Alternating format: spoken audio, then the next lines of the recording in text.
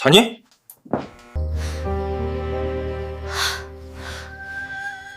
1978년 여름 경상도 어느 마을의 기와집은 햇살 아래 반짝였습니다.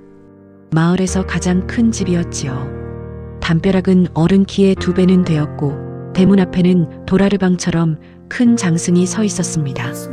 김수영은 그 집 마당 한 구석에 쪼그려 앉아 있었습니다.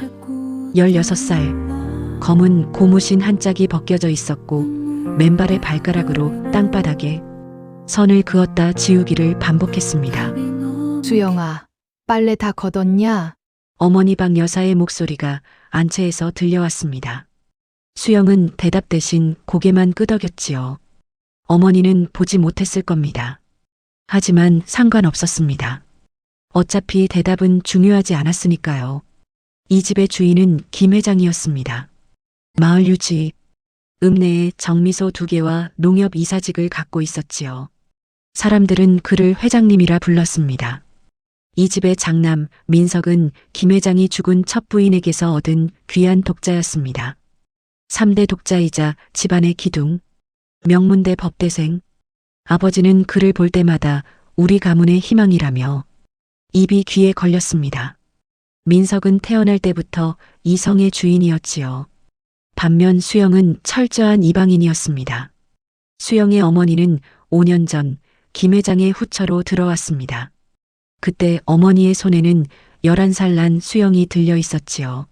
재혼하며 데리고 들어온 군 식구, 피 한 방울 섞이지 않은 남의 자식. 그것이 수영의 위치였습니다. 딸은 출가 외인이라지만 수영에게 그 말은 너는 영원히 이 집 사람이 아니다라는 뜻으로 들렸습니다. 저녁 식사 시간이었습니다. 상은 아버지와 민석 앞에만 차려졌습니다. 어머니와 수영은 부엌에서 먹었지요. 수영은 쭈그려 앉아 보리밥을 입에 넣었습니다. 씹히지 않았습니다. 목구멍으로 넘어가지 않았지요. 민석이가 방학 때 서울서 내려온다. 어머니가 말했습니다. 수영의 손이 멈췄습니다. 숟가락이 바닥에 떨어졌지요. 쨍그랑 소리가 났습니다. 뭐하냐? 어서 주워. 어머니의 목소리는 날카로웠습니다. 수영은 숟가락을 주었습니다. 손이 떨렸지요. 밤이었습니다. 수영은 자신의 방에 누워 있었습니다. 창문 밖으로 매미 소리가 들렸지요. 여름밤의 소리, 평화로운 소리. 하지만 수영의 심장은 평화롭지 않았습니다. 문고리가 돌아가는 소리, 수영의 온몸이 굳었습니다. 자니? 민석의 목소리였습니다.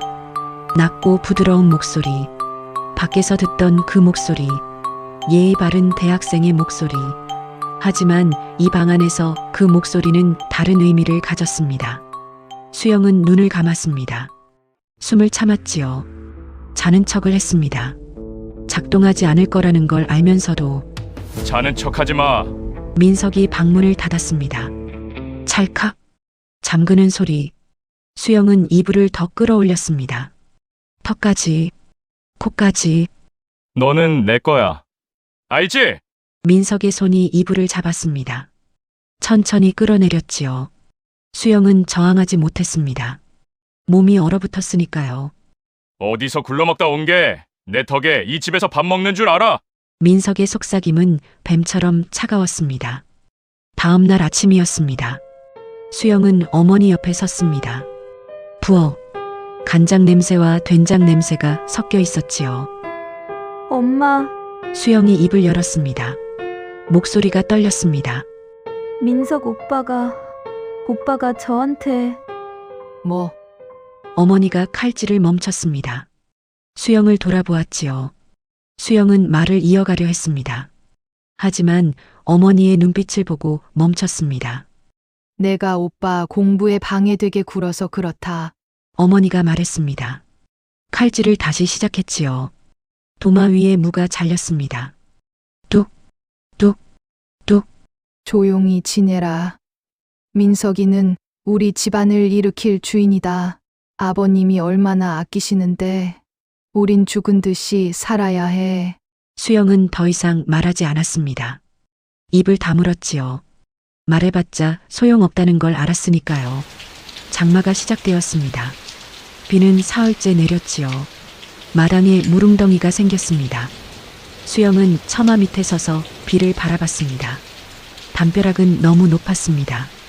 비명조차 밖으로 새어나가지 못했지요. 이 집은 견고했습니다. 안에서 무슨 일이 일어나든 밖에서는 아무도 몰랐습니다. 수영은 자신이 인간이 아니라는 걸 깨달았습니다. 이 집에서 자신은 가구였습니다. 아니, 가구보다 못한 것, 부속물, 쓰고 버릴 수 있는 물건, 빗소리가 계속되었습니다. 수영은 무릉덩이를 바라봤습니다. 빗방울이 떨어질 때마다 파문이 일었지요. 원, 또 원, 겹쳐지는 원들. 그의 여름 수영의 몸에도 변화가 시작되고 있었습니다. 아직 모르는 변화. 하지만 곧 알게 될 변화. 모든 것을 바꿀 변화. 기와집은 여전히 햇살 아래 반짝이고 있었습니다. 가을이 왔습니다. 감나무 잎이 노랗게 물들었지요. 하지만 수영은 계절의 변화를 느낄 겨를이 없었습니다.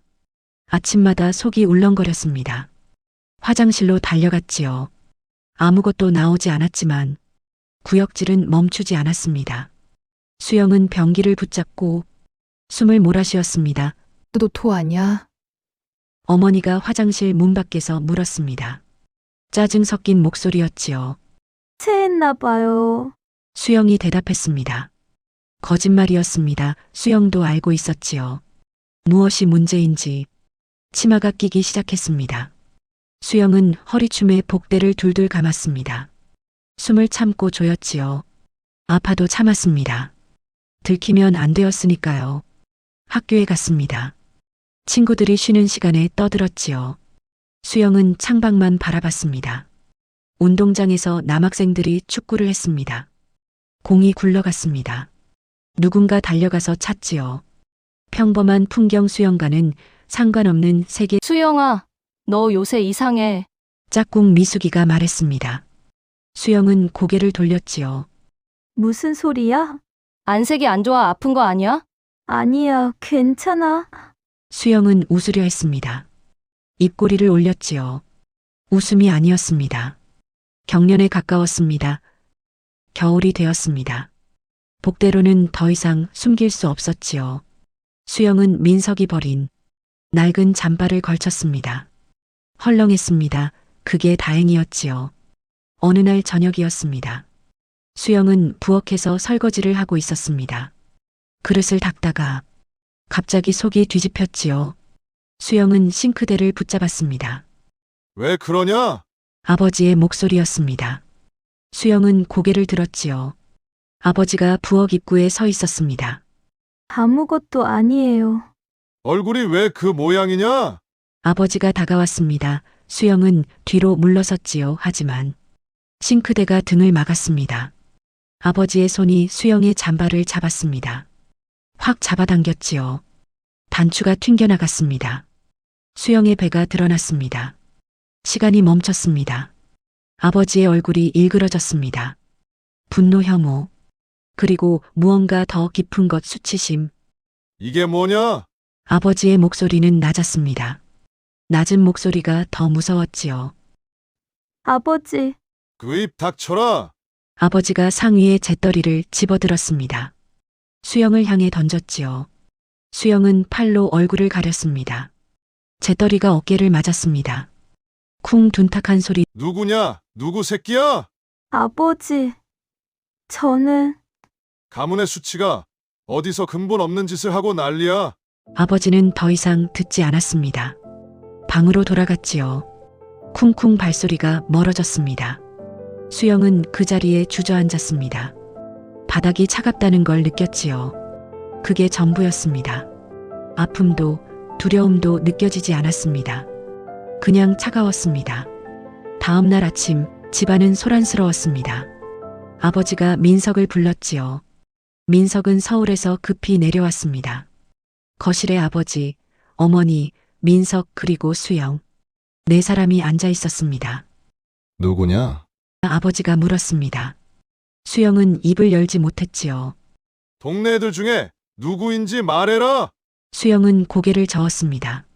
말할 수 없었지요. 말하면 어떻게 될지 알았으니까요. 아버님, 민석이 입을 열었습니다. 차분한 목소리였지요. 제가 알아보겠습니다. 뭘 알아본다는 거지? 동네에 소문이 있었습니다. 정육점 아들 놈이 수영이를 따라다녔다고. 수영의 눈이 커졌습니다. 거짓말이었지요. 정육점 아들은 수영과 말 한마디 나눈 적이 없었습니다.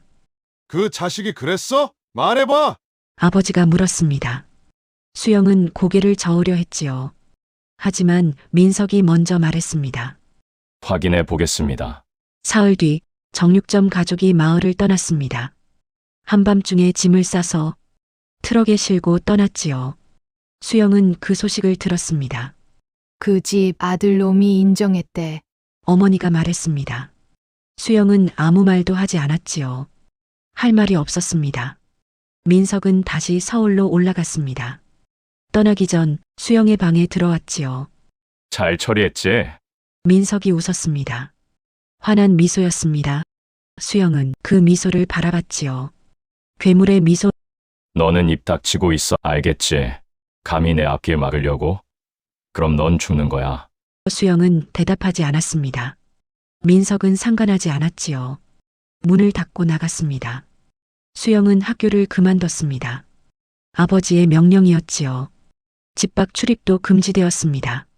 수영은 다락방으로 옮겨졌습니다. 다락방은 좁았습니다. 창문은 작았지요. 햇빛이 거의 들지 않았습니다. 수영은 그곳에서 하루하루를 보냈습니다. 배는 계속 불러왔습니다. 수영은 배를 쓰다듬었지요. 그 안에 누군가 있었습니다. 작은 생명. 수영은 그 생명을 느꼈습니다. 미안해. 수영이 속삭였습니다. 배를 향해, 아기를 향해. 내가 태어날 세상은 지옥이야. 그래도 태어나야 해. 눈물이 흘렀습니다. 수영은 울지 않으려 했지요. 하지만 멈출 수 없었습니다. 봄이 왔습니다. 진달래가 피었지요. 수영은 다락방 작은 창으로 산을 바라봤습니다. 분홍빛 산 아름다웠습니다. 그리고 그날 밤 아기가 태어났습니다. 산파도 없었습니다. 어머니가 수건과 더운 물을 날랐지요. 수영은 비명을 삼켰습니다. 이불을 물어뜯었습니다. 아기가 울었습니다. 작은 울음. 수영은 그 소리를 들었지요. 생명의 소리. 아들이다. 어머니가 말했습니다. 아기를 수영에게 안겨줬지요. 수영은 아기를 보았습니다. 작고 붉은 얼굴, 눈을 꼭 감고 있었습니다. 수영은 처음으로 미소 지었습니다. 진짜 미소였지요. 준우라고 수영이가 이름을 지었습니다. 준거랄 준, 우주. 고아원 보낸다. 이틀 뒤 아버지가 말했습니다. 수영은 아기를 품에 꼭 안았지요. 안 돼요. 준우는 제가 키울 거예요. 수영은 처음으로 아버지의 눈을 똑바로 봤습니다. 17살 소녀의 눈하지만 그 눈에는 어떤 힘이 있었습니다. 죽어도 못 보내요. 아버지는 더 이상 말하지 않았습니다. 돌아섰지요. 수영은 승리한 게 아니었습니다. 알고 있었지요. 이건 시작일 뿐이라는 걸. 수영은 준우를 내려다봤습니다. 아기는 잠들어 있었지요. 평화로운 밤이네요. 다음 이야기 도망자의 밤에서는 준우, 서울로 데려간다. 서울 올라와. 내 여자로. 준우 근처에서 살 수 있게 해줄게. 아기를 뺏으러 다시 찾아온 악마. 그날 밤 목숨을 건 탈출이 시작됩니다. 그리고 40년 후 그 아기는 자신의 아버지를 잡는 검사가 되어 돌아옵니다. 다음 이야기 도망자의 밤.